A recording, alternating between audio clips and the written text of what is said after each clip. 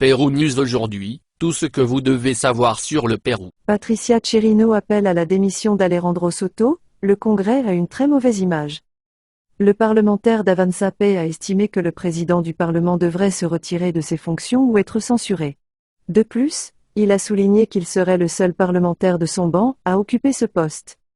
La députée Patricia Chirino, Avanza Pay, a évoqué la situation du président du Congrès, Alejandro Soto, qui fait l'objet d'une enquête de la commission d'éthique et de diverses questions.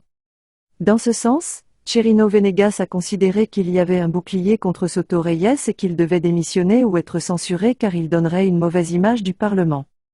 Il est évident qu'il y a une protection contre de nombreux collègues du Congrès. Je donne ma position, et je pense que cet homme devrait prendre sa retraite ou devrait être censuré. Il y a trop de plaintes, l'image qui est donnée au Congrès est très mauvaise. Il a également souligné qu'à sa connaissance, il était le seul de ces juges à occuper ce poste à l'égard du président de l'Assemblée législative. Montoya demande le limogeage d'Alejandro Soto. La demande de Patricia Chirino s'ajoute à celle soulevée hier par Jorge Montoya, qui a estimé qu'il fallait licencier Alejandro Soto. Le Congrès est définitivement en mauvais état.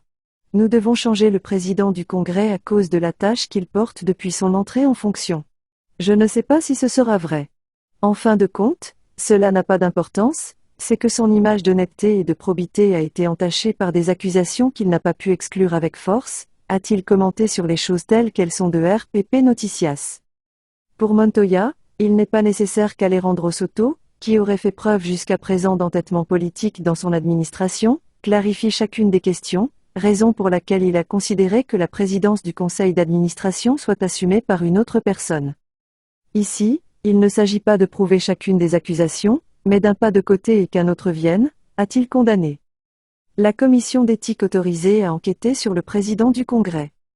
Le 31 août, avec 17 voix pour, la commission d'éthique parlementaire a approuvé à l'unanimité les 3 plaintes d'office qui établissent l'ouverture d'enquêtes préliminaires contre le président du Congrès.